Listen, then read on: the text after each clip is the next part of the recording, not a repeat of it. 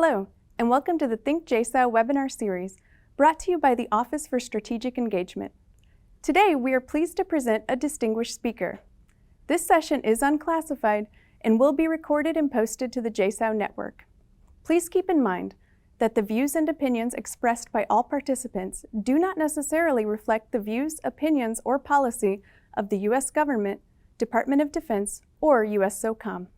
If you have questions after this session, please email thinkjsou@jsou.edu. Hi, everyone. I'm Dr. Jennifer McArdle, and I serve as a non-resident fellow here at JSOU. I'm also an adjunct senior fellow at the Center of New American Security, where I lead the New American Way of Training program.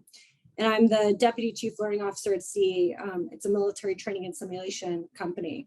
So we have a great webinar planned for you today, as we're going to be discussing a book that gets at the heart of future competition and conflict by focusing on our most critical asset, our human capital. And it is such a pleasure for me to introduce retired Australian Army Major General Mick Ryan, who prior to becoming a very prolific writer and author, spent 35 years in uniform commanding soldiers at the troop, squadron, task force, and brigade level. So since retiring from service, Mick has served as an adjunct fellow at the Center for Strategic and International Studies here in Washington, D.C., a non-resident fellow at the Lowy Institute in Sydney, an adjunct professor at the University of Queensland in Brisbane, Australia, and he also runs his own strategic advisory business. Mick is the inaugural president of the Defense Entrepreneurs Forum in Australia, and he's a member of the Military Writers Guild. So Mick's scholarship and writing, they tackle key issues at the intersection of military strategy, innovation, human agility, and advanced technologies. So we're really lucky to have Mick here to discuss his really thought-provoking book, War Transformed, which was published in 2022 by the U.S. Naval Institute Press, and he's got another book forthcoming, White Sun War, which hopefully Mick will give us a sneak preview of as well. So Mick's joining us from Australia. It's the wee hours of the morning over there. So, thank you, Mick, for waking up at the crack of dawn to join us. And just a quick housekeeping item before we kick off. So please feel free to submit questions in the chat. So JSOU is going to be compiling questions throughout and sending them to me for me to propose to Mick. So hopefully we'll end up having a very fruitful discussion with the audience as well. So to kick things off, Mick, your book makes a really novel contribution to the ongoing policy debate around innovation in the future force. A lot of work tends to look at technology as a panacea, but the main theme of your book is that new ideas, new institutions, and well-trained and educated people are going to prove decisive when it comes to future competition and conflict. So can you talk a little bit about your experiences that led you to this conclusion? What inspired you to write this book? Oh, hi, Jenny. It's great to be with you, and I really appreciate the opportunity to be with you today. And before we get started, a quick shout out to Sean Feely, who I know is in the audience, is a classmate at School of Advanced Warfighting and my roommate for our staff rides. The Australian Army I joined was not a very technologically sophisticated one in the late 1980s. It was a post-Vietnam organisation. It wasn't very well resourced, and the only real thing that we had to build as a foundation in our warfighting capacity was our people. And we did a lot of training, we did a lot of education, a lot of discussions to talk about what we would do if we had the equipment and had the resources and had the quantity of people to do what we needed to do in the future. So that provided an intellectual foundation. And then my first operation was in East Timor, and that was essentially 6 months on the border of East Timor and Indonesia, living in a 400-year-old Portuguese fort doing counterinsurgency operations. It was pretty low tech. And once again, it was the human skills, the basics of leadership, the basics of patrolling, ambushing, learning lessons, interpreting, speaking different languages and interacting with local people. Gave me a really good foundation for the human aspects of the profession of arms. You mentioned, the human being at the center of the profession of arms, this intellectual foundation.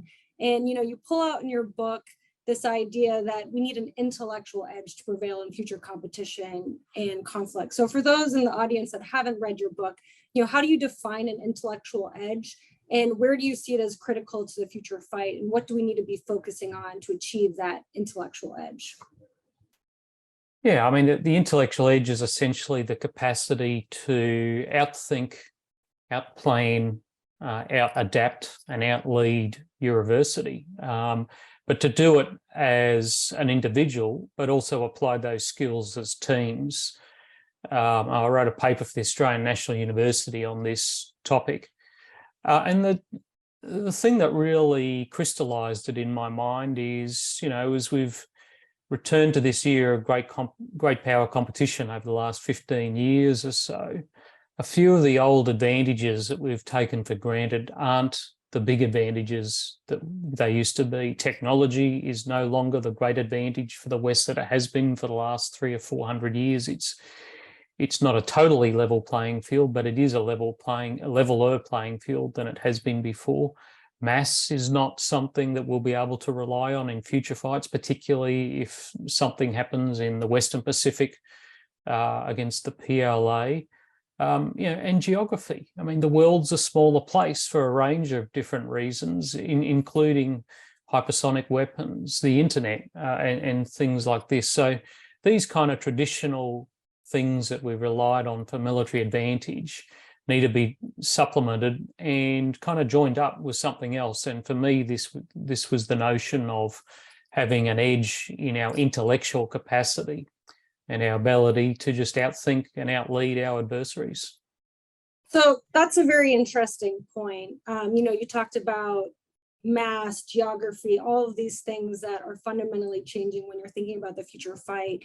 And the US military, they've come up with a new kind of concept, joint all-domain command and control, to kind of get after what that future fight could look like. And as you know, each service has their own kind of program to meet, future JSOU needs, whether that's Project Convergence with the Army, Overmatch with the Navy, or ABMS with the Air Force. And, you highlight things in your book like mass as kind of new kinds of ways of thinking about it that's critical for 21st century warfare. Can you kind of expand on that a bit? Like, what are those key trends that will impact, say, 21st century warfare and concepts of operation like JSOU? Yeah. There's 7 trends I cover in the book, and I guess starting off with mass. I mean, mass still matters. It's always mattered in military affairs, but mass in the 21st century is different to what our grandfathers might have imagined in the Second World War. We still might see large-scale combined arms operations, but mass will be made up of human machines as well as autonomous systems. And supplementing that is the conduct of mass influence operations. I mean, violence and influence have always been part of war, but we've never really had the capacity we have now to use big data to target populations or micro populations with pretty precise messaging and then implement and measure that in a way that we have at the moment. So mass in the 21st century is very, very different. I think another important trend in the 21st century is we need to think differently about time. Since the end of the Cold War, we've had a fairly leisurely kind of run when it comes to the conduct of military operations. We haven't had to mobilize nations. We haven't had to suffer the mass casualties that were seen in, say, World War I or World War II. And we haven't had to tax our citizens to the degree that we've done in previous eras to pay for these things. So the wars spawned by 9/11 that many of us served in Afghanistan were fought by almost exquisite military forces, be they conventional or special. And it didn't have a major impact on the citizenry, to be quite frank. The wars we'll fight in future will be different to that. They'll be larger. Exquisite forces will be a much smaller component of the overall force. So I think it's important we think of that. But back to the time element, we fight by microseconds now. There's a great old book called Fighting by Minutes. It was written in the wake of the 1991 Gulf War. Well, with the advent of algorithms, with the advent of hypersonic weapons and digital command and control systems, we really are in the realm of fighting by microseconds. And at the same time, we're fighting in decades. You know, this new Cold War that we're in, and we are in a Cold War, will take place over decades, like the first Cold War. And I don't think governments are yet ready for an environment where they need to fight in microseconds and decades at the same time. There's a bunch of other trends, but I think the final one I'd mention is human-machine teaming. I mean, this is going to have a profound impact on all of us. I mean, what we're seeing now really is just the tip of the iceberg. I mean, the Cambrian explosion we saw in autonomous systems in Iraq in particular, and then Afghanistan, really is pretty small compared to what we're seeing now in Ukraine and what is yet to come. I mean, most military institutions still probably only have one autonomous system per 40 or 50 or 60 personnel. That ratio is going to flip. But it's not just the numbers that's going to change, it's the relationship between us and autonomous systems and algorithms that's going to change. Because for our entire existence as humans and for 5,000 years of warfare, we've been tool users. So we've been the ones who've controlled aircraft, ships, tanks, and other tools. With some of the new autonomous systems that are coming, we won't be tool users, we'll be tool partners. And partnering with machines is not a concept that any of our training or education or organisational constructs or even our doctrine really accounts for. It's still very much the old style tool use rather than partnering machines. And that's going to result in a fundamental change in how we think about war, how we think about operations, and how we think about preparing for it. You're talking about this paradigm shift in how we fight, how we train, based around human machine teams. So when you think about that, what does that paradigm shift, particularly when we're thinking about training and education, what do you think that looks like? And do you think there are historic corollaries where there's been these large scale shifts from, say, a training and education standpoint that we can look back to to kind of inform our future decisions? Yeah, I mean, for training and education, it's going to, I think, force an evolution in some of our leadership models to be even more focused on dispersed operations and the use of mission command at even more junior levels. I mean, mission command isn't something you can just give to someone on their first day as a platoon leader, for example. It relies on a certain amount of experience and judgment that's developed over time. But I think we're going to have to develop models where more junior people more often are given mission command. One of the complaints in a lot of military organisations is they get mission command when they're deployed or in operations or in the field, but when they come back to the barracks, a lot of that disappears. So we're going to have to do it all the time, not just when we're deployed. Training education is also going to have to evolve because of the new doctrine, the new concepts are going to be introduced. But I think a really important part of our training education is technological literacy. We still have a problem of people not understanding some of these new era technologies that are coming along. We may be trained to use or fly or drive and these kind of things, but it doesn't mean you're technologically literate. We need to educate all our people on some of the fundamentals about artificial intelligence, big data, some of the flaws and opportunities that are inherent in them, as well as things like autonomy in all environments, not just in the aerial or ground one. There's a lot of others where we might use them. So, I think that's just a small selection of some of the challenges that are coming along with training and education. But there's a lot of opportunities in training and education in the virtual environment. And we've started that after the last 20 or 30 years in using AR and VR, simulation and these kind of things. But I think there's even more opportunity, particularly when we talk about warfare in the multi-domain environment. Thanks. And, I know you've got a lot of experience working on LVC and synthetic training. And as we both know, there's a spectrum by which we can use these tools based on what kind of training outcome you're trying to elicit. So whether you're just trying to get a warfighter to understand the basics around, what do we mean when we talk about artificial intelligence or machine learning? What are, AI-based models, all the way to, how do you fight in and through a contested and complex battle space? How do you model and simulate cyber effects on a platform?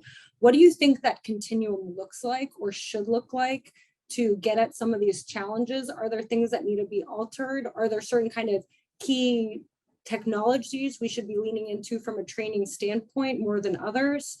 How do you see that kind of learning ecosystem evolving? Well, I think the first thing is you need to build these artificial environments for people to train in. I think it's important to have a common model that everyone can jump into rather than everyone using different systems from different contractors with different data sets.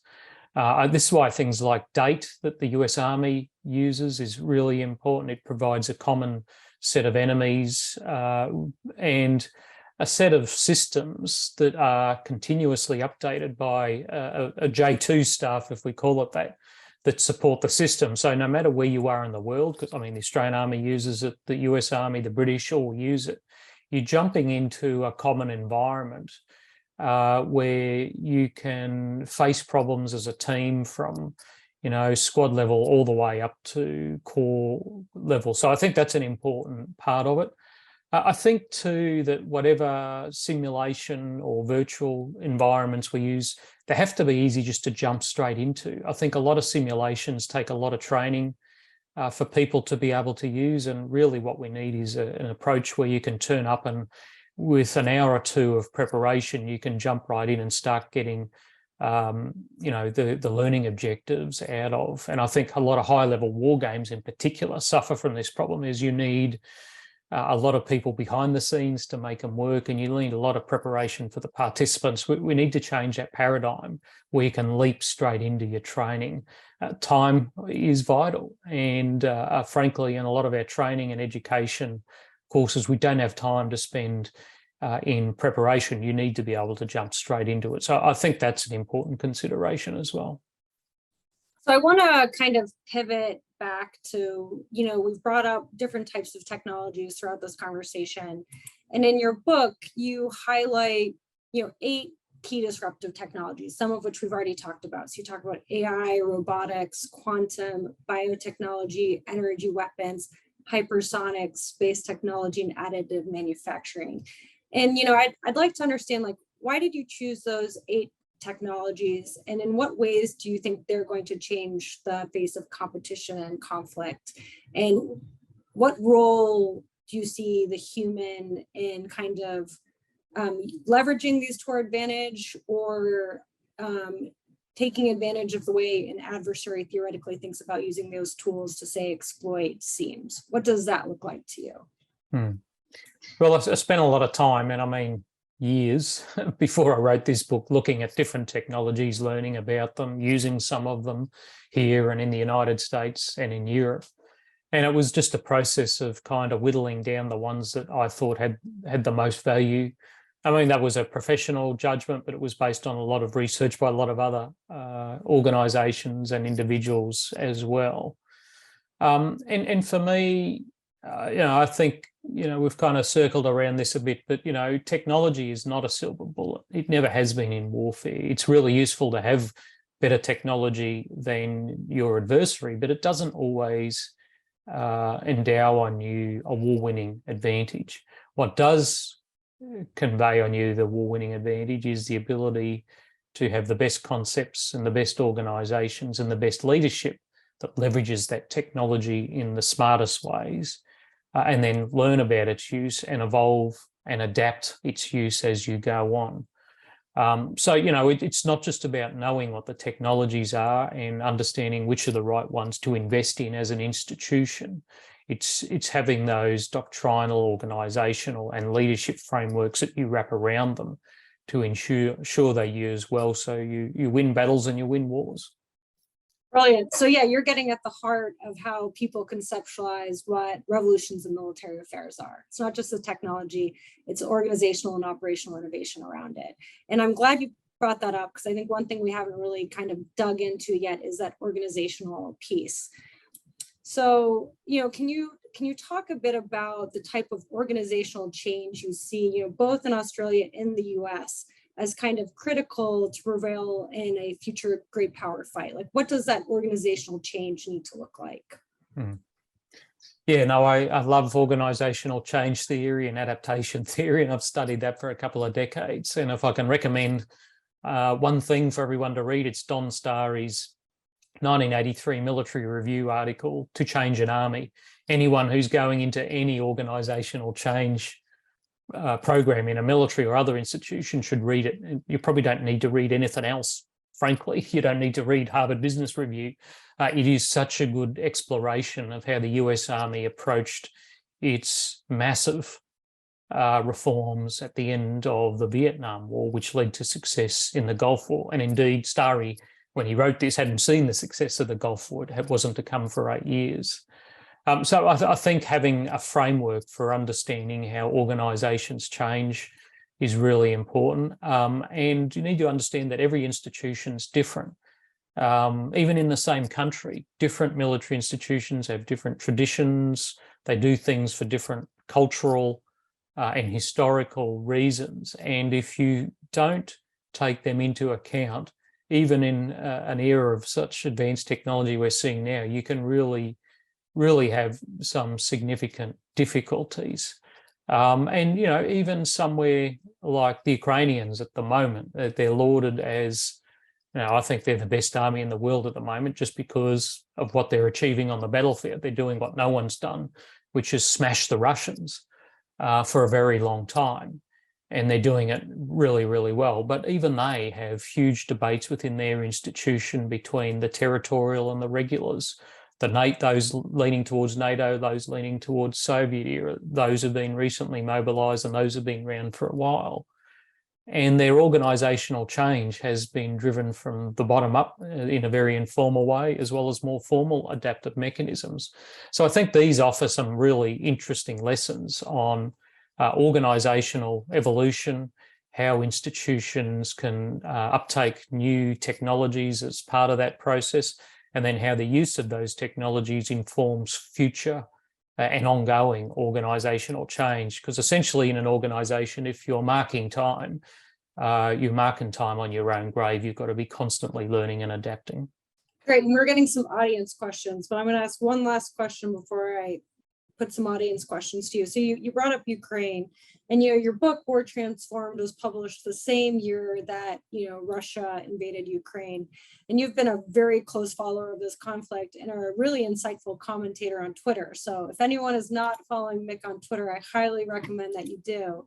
But based on everything that you've seen in the past year and a half, I guess almost, is there, or I guess a little over a year, is there anything you would add to your book or anything that you might emphasize more based on the way that the conflict unfolded? Yeah, I was actually in Washington, D.C. launching the book 9 days before the war started. And I think there's not much really that surprised me in the conduct of the war, to be quite frank. There's far more continuity in this war than change. It's reinforced old lessons around battlefield integration, around good leadership at the tactical and strategic level, about wars being competitions of industrial systems to outproduce each other in the importance of influence. But there are a couple of things that did, surprise me a little. The first one was that people were surprised this could still happen. It's like we've been fighting for 5,000 years. Humans are competitive animals. And notwithstanding the writings of people like Steven Pinker who think, there's a decline of violence, I disagree with that fundamentally. Until human nature changes, we're going to keep doing this. So we shouldn't have been surprised, but we were.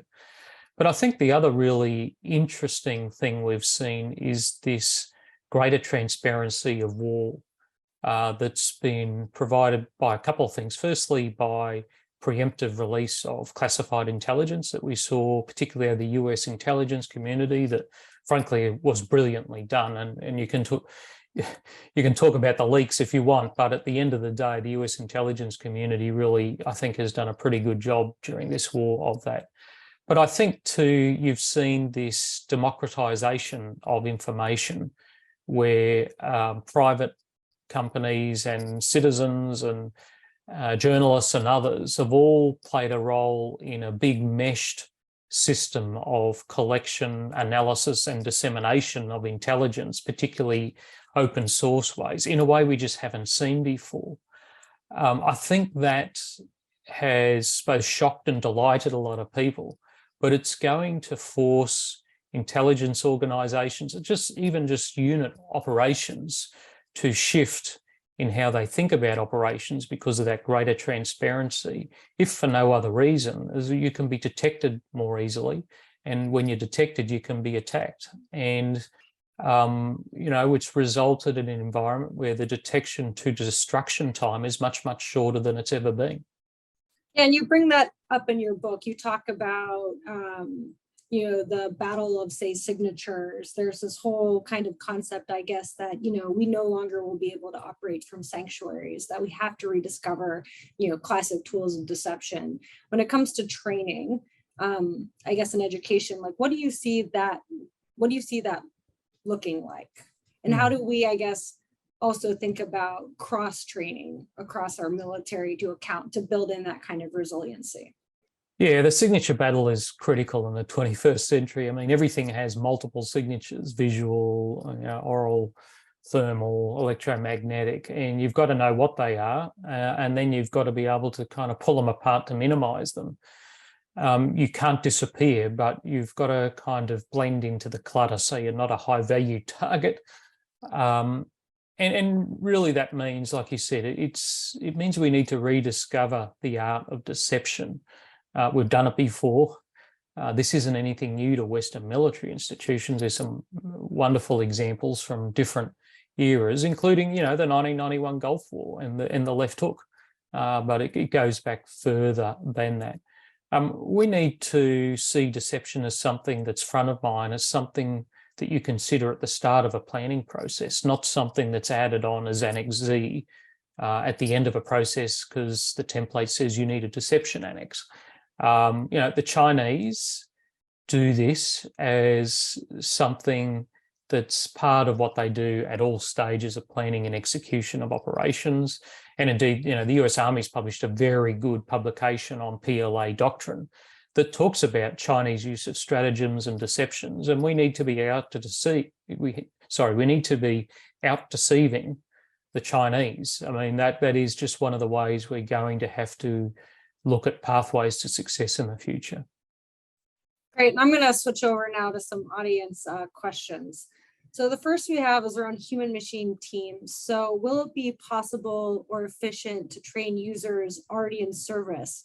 Or is this going to require a new look at how we recruit different skill sets, new ways of, say, screening individuals to ensure that we have the right people to take advantage of these human-machine teams and advanced technologies? It's going to have to be a bit of both. I think the half-life of training competencies is decreasing. When I joined the Army, the stuff they trained us on was relevant for years, if not decades. I think that's changing. I think when you do a training or an education course these days, that knowledge ages out much more quickly. So we need to have an environment, Yuval Harari has written about this, where you are learning and educating yourself continuously and updating your knowledge more quickly than we ever have before. And I think that speaks to, changed institutions, a changed mix of residential, non-residential, formal and informal learning. But I think it also means that, when we recruit people, we need to imbue them with the spirit of learning and a desire for curiosity and nurture that right from the very beginning. And AI can help with that. You can allocate people AI learning helpers from the start of their career to assist them, not just with access to learning, but to measure their learning, to provide feedback so others can help them, and to provide things they can do in their room at night, whether it's mini war games or reading or interacting with others in a network. So, I think our culture of learning has to continue to evolve as the tools and the needs continue to evolve as well. Yeah, that's a great point. And I think we're both starting to see some really great examples in our respective countries where our military is starting to look beyond brick and mortar institutions as learning tools to look at how do you create that holistic ecosystem of learning where people can get that, those skills at their point of need, whether it's on a desktop at home, whether they're downrange or elsewhere. And I'm personally very excited to see how this ecosystem evolves. I know you've done some really great work in this space. But I'm going to stick to the topic of, I guess, AI, because we have another question from the audience on this. So one of our audience members brings up that, AI has been used as a tool of influence. It's been used to manipulate populations. It's been used, as we've all seen, to undermine the rule of law in certain countries, to undermine democratic elections. The question is, AI has been weaponized. Should there be export controls and stronger oversight? Do you believe that there needs to be some type of security policy put in place to shield populations or create more resilient populations? Yeah, there's a real challenge here, right? In some respects, the horse has already bolted with artificial intelligence and the accessibility to it that pretty much anyone has, particularly now with things like ChatGPT. But, if you use an iPhone, you're using quite a few different small invisible AIs, and that's most of the AIs people will interact with are the invisible AIs, whether it's using Netflix, using your iPhone, or even using some of the more complicated systems, weapon systems and targeting systems. A lot of them will be invisible. But there is no doubt that AI, like a lot of things, have both good and bad sides. And that education process for our people to understand AI, but also to under things like mis and disinformation is really important. You've got countries like Sweden now that have pretty robust national information programs for their citizens to understand what, mis and disinformation is. And little things like cyber hygiene, basic cyber hygiene. If everyone was to do that, boy, it would make a lot of bad actors' lives much, much harder than we already do it. And just things like change your passwords, that's all related to us protecting ourselves whilst being able to exploit our own capacity to use algorithms for good and for our own purposes. I just say, the US CHIPS Act, I think, is the thin edge of the wedge when it comes to protecting Western technologies. Not a moment too soon, to be quite frank. One of the parts of the CHIPS Act is that it forces dual citizens to choose which country they work for. If you're a Chinese American researcher working in artificial intelligence, you have to make a decision one way or the other. You can't be both. And if you choose to be American, you are not able to work on Chinese programs. And it's one of those parts of the CHIPS Act that I think is really important and we'll probably see more of because we've seen this leakage of Western IP to China and other countries over the last 30 years, which has given them the heads up because they haven't had to invest the hundreds of billions of dollars that the US and other countries have to develop this knowledge. You raised some really interesting points. And, you're talking about these various things that countries can be doing to make themselves more resilient at home at the end of the day. And you mentioned earlier in the discussion that, future wars are going to be fought in microseconds and in decades. So that's this interesting tension between, what is a quick fight and a protracted conflict. And we know from historic examples of protracted conflicts that successful states are able to endow a level of resilience within their population. Beyond the kinds of things we can do internally to make a more kind of resilient state, like things like the CHIPS Act, what else should we be thinking about from, say, a military training or education standpoint to put in place that intellectual edge when we need people to be ready to fight, potentially a protracted war? Yeah, I think that's a really important idea. Every generation flirts with this notion of short wars. and every generation finds out it's just not true. I mean, when big countries fight each other, it goes for a while just by the nature of their scale. They have a lot of people, they have a lot of physical resources and a lot of wealth they can bring to bear. And, you know, it's one of the outcomes of the industrial revolutions is you can mass produce so much that it takes a long time to actually beat an adversary. So, you know, even counterinsurgencies over the last 20 years, I mean, we're in Afghanistan for 20 years. No one ever expected that.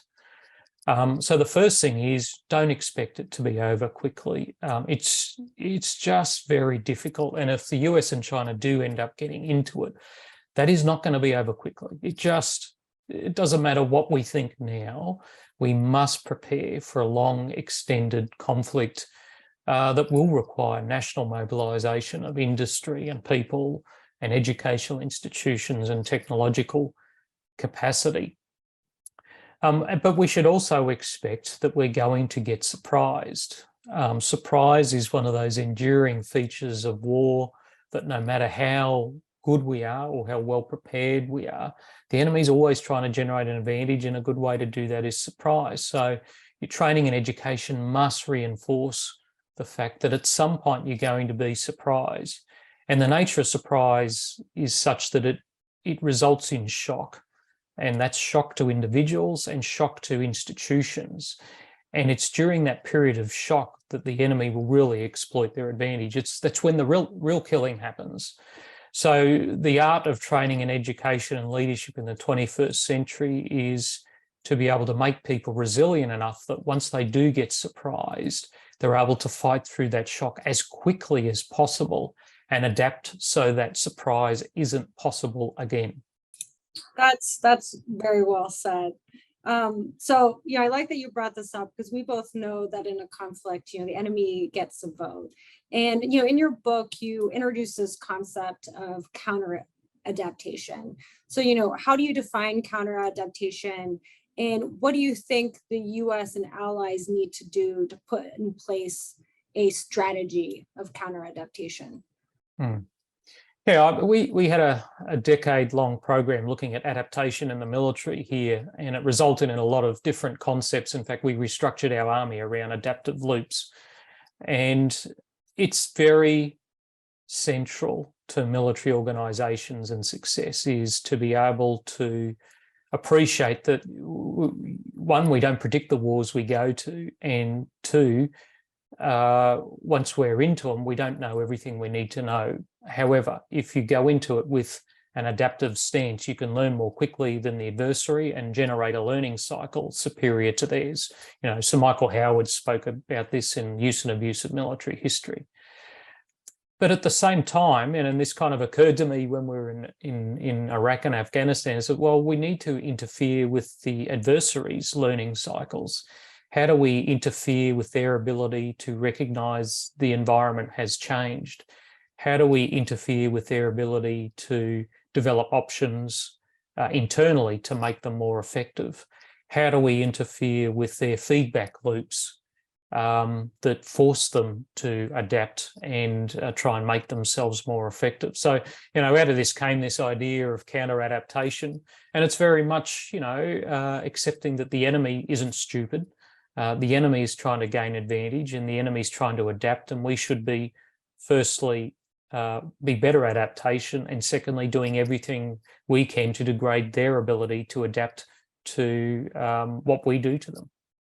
I want to go back to a comment you made earlier based on a question we just got from the audience. So, you know, you brought up in the previous question, previous kind of conversation when we were talking about wars of protraction, industrial capacity, and one of the audience members posed a question about the tension between commercial industry and government, that, different companies, whether it's Tesla or Airbus, they're now opening manufacturing plants, and government has always struggled to compete for talent. When we think about manufacturing talent and talent that's, say, critical for the future arsenal of democracy, if you will, do you think this is problematic? How do we manage that from a talent standpoint? And is there any risk that we should be thinking about? Yeah, I mean, we're competing for the same talent, right? Particularly in peacetime, we're all competing for the same technology workers. We're competing for a lot of the same workers across many sectors, whether it's car mechanics or service oriented industries. But I think we're, going to hit a point where we have to work together more closely, and we are going to have to mobilise certain industries. I don't think it's going to be like World War II, where we just said, okay, you used to build cars, you now build tanks. That's a very different thing now. I mean, technology alone means that would be an extraordinarily difficult undertaking. But one thing they did do in the Second World War, I think we should do again, is have a very senior and knowledgeable industry person in charge of that process for the entire military. Because as clever as we are, or like to think we are in the military, we don't have commercial minds. We don't understand strategic production and critical resources and supply chains. So, if I was thinking about mobilisation now, I'd be bringing in the most senior industrial executives with the most experience and saying, well, if you were the czar of this mobilisation process, what are the first 5 things that you would do?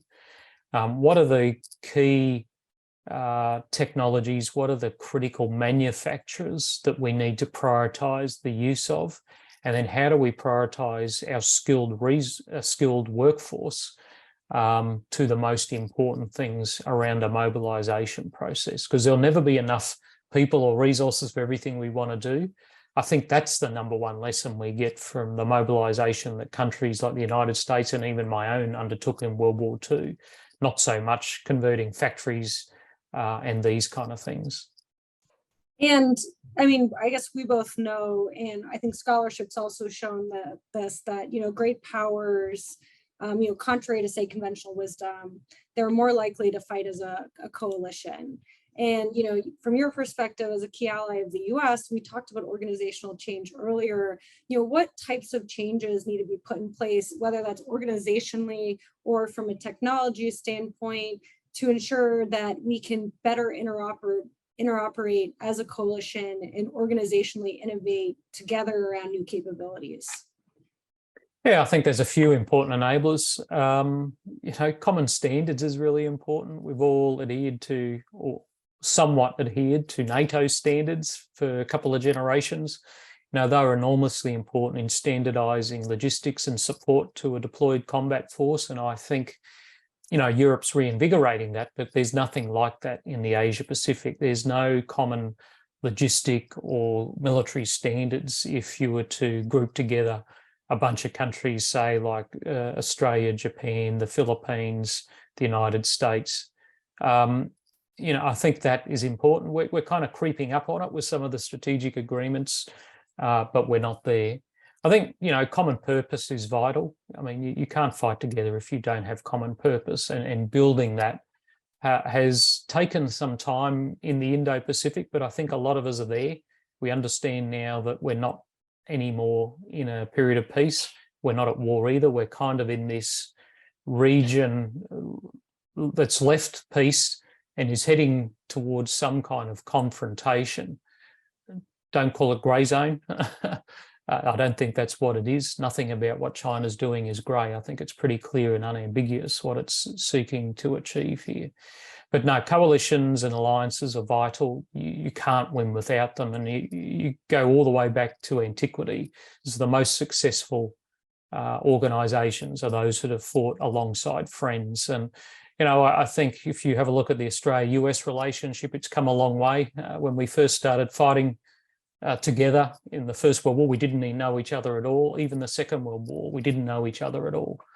But we've come a long way since then. And we're working on simple things like training, larger training exercises, expanding infrastructure. I mean, if something happened and the US said we need to use Australia as a base tomorrow, where would you put those 50 or 100 or 200,000 US troops? There's nowhere to put them. So things like infrastructure are important for alliances as well. I mean, Second World War, there were 900,000 US servicemen based in Australia. They all need to live, they all need to eat, they all need to train, and they need to deploy from there to places. So these are really important parts of alliances that aren't as interesting to lawmakers and some senior military officers, but they're really important to enable alliance operations. Yeah, and I mean, and now we have under AUKUS, by bipartisan consensus in the US, Australian submariners will be training alongside US submariners at our facilities here in the US. So it's quite a change if you, based on what you were saying historically. So, you know, you are, oh, sorry. So it is for the submariners. It's not for most of the rest of us. I mean, our armies, navies and air forces have trained together and exchanged people and had exchange instructors in our institutions for generations. AUKUS is kind of a newcomer to that, but we're very familiar with each other. And generally, I think we like working with each other, although we might get into arguments every now and then about where the best steaks come from. I think it's Nebraska, maybe the US. So, you know, you're here virtually speaking at JSOU, and JSOU's core mission is to serve our special operators. And at JSOU, there's this wide agreement that we've entered this period that's called the, you know, quote unquote, fourth age of SOF, that the SOF, while still maintaining their competencies in counterterrorism and counterproliferation, that they have to pivot and to strengthen their capabilities as agents of influence and coercion in a strategic competition with Russia and China. So, you know, as part of this, increased emphasis is being placed on unconventional warfare, foreign internal defense, MISO, and civil affairs. So I'm wondering, you know, based on your book and your broader lived experiences, like what advice do you have for SOF in particular as they work to adapt to this new future? Yeah, I mean, I might start this with a quick anecdote. I had some folks from our special operations come and see me a couple of years ago, and they said, "Oh, you know, we just want to talk about how we, you know, fight Chinese special forces." And I said, "Well, what do you want to do that for?" And they said, "Oh, we're special forces." I said, "Well, no. I mean, you're supposed to be about generating asymmetries, and that may not be against enemy special forces. It might be against some conventional forces." I think the last 20 years in Iraq and Afghanistan, we saw conventional and special operations diverge to a degree that has not always been healthy. I think the future of special operations and conventional is more convergent to generate a strategic advantage. And then look at, well, you know, sometimes you might want to use conventional forces to wipe out an entire special operations capability in the enemy, or you know, use a special operations capability to destroy a conventional capability. They're not symmetrical kind of fights here. And we're seeing this in Ukraine. We're seeing a very deeply integrated conventional and special operations approach there that I think is a pretty good model, where the strengths of both are used to cover the weaknesses of each other in a much, much larger fight. So for me, the future of special is about complementing and converging with conventional whilst maintaining the very special skills and approaches that the special operations community brings and will continue to bring in the future. So we've got one more question from the audience, it looks like. So, you know, going back to your earlier comments, we were talking about the CHIPS Act, and I guess, like, you know, how do you compete in a protracted kind of competition? One of the audience members was curious about what your perspective was on rare earths elements. You know, how does that factor into future competition, conflict? What should we be thinking about when it comes to these capabilities? Yeah, it's a really important question. I mean, rare earths are one of those things that are absolutely essential to the 21st century. I mean, you can't build an iPhone without about half a dozen rare earths. About 85% of them at the moment are mined and refined, more importantly, in China. And indeed, they've used their stranglehold over rare earths to coerce Japan on at least one occasion in the last decade. There is a very high level strategic program between the United States and Australia to invest in rare earth mining and refining in both our countries, because we've recognised that we both have huge deposits of these things, but because of government regulations and environmental controls, it's been difficult to extract and refine them. in our countries. We've decided, well, we've got to change that paradigm. We can't afford for the Chinese to have this kind of stranglehold on them. But, you know, another earth that's not as rare but as important is copper. And, you know, this is another area where we are collaborating with friends around the world to make sure certain countries don't get a stranglehold on it. We're pretty lucky in Australia. You kick the dirt, you're going to dig up something. So countries like Australia, which have huge deposits of these things and have certain expertise in mining, are important to the United States. And it just shows that alliances are far more than just the military dimension. There's a whole lot of other dimensions like technology, intellectual development beyond technology, as well as mining and infrastructure and communications that are important. Great. And I guess, so for our final question, you know, you in your book, you write about the importance of science fiction to nurture creativity. And I guess it only seems fitting that you have a science fiction book forthcoming, White Sun War. And I'm wondering if you can give our listeners a sneak peek of your forthcoming book and, you know, what inspired you to write it.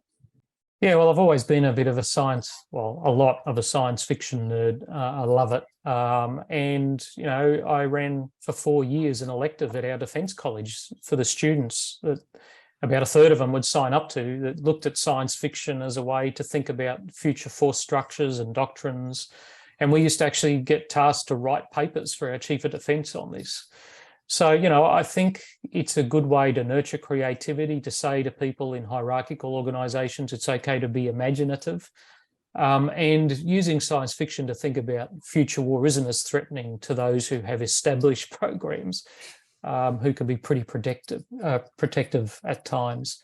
So, you know, I've applied this to think about a future conflict over Taiwan. And when I say future, I mean in, you know, before 2030. So it's not science fiction per se. It's more, you know, Red Storm Rising or something like that. But it does, I think, seek to look at how we might use some of these advanced technologies, but also, for me, it was important that the characters in it reflect our contemporary military when it comes to the kinds of people that are now serving. We're not the same military that we were 20 or 30 years ago. So there's a good mix of genders through and other organisations throughout the story that I think would be very different if you look back at Red Storm Rising 30 years ago. And finally, I've, you know, just sought to bring a bit of attention to newer organisations like the Space Force, like the Marine Littoral Regiments, the Chinese Marine Brigades, and even some of the more advanced human-machine teaming experiments we've seen in places like the US Army. So that book called White Sun War comes out on the 4th of May, very auspicious date. And I just hope that people, through reading fiction, can learn as much as they might from reading nonfiction. And for any people in the audience that are interested in, you know, engaging in this intellectual exercise themselves, you know, what kind of tools or what kind of methods do you use to kind of extrapolate what these futures look like? I mean, obviously you're very adept at wargaming. Like, what are the things that get you to ideate, I guess, in that way? I think the most important thing you can do is kind of let your imagination run wild. That's what the enemy's going to do. And, you know, it's too late once you're in the thick of a fight to start imagining what the future is going to look like. You've got to be able to do that well before a conflict. And you can only do that if you let your junior and middle ranking people get out there, imagine different futures, war game them, test technologies, test new organizations, and test new warfighting ideas. I mean, this isn't going to emerge from the Pentagon or from the highest level military headquarters. People there are too busy answering emails. The real innovation that's required to make us effective in the future and help us win in the future is going to come from the ground up and from the middle of the organization. And that's where we need to be providing the right incentives for the right behaviours to have creative military organisations. Brilliant. Well, I want to thank the audience for you taking the time. And obviously, if you can all join me together, I realize everyone's screen is black, but, you know, for thanking Mick Ryan for spending this time with us, particularly in the wee hours of the morning when I think most people would like to be sleeping. So thank you so much. It was really just amazing to have you. And for the audience, JSOU is going to be releasing a quick survey.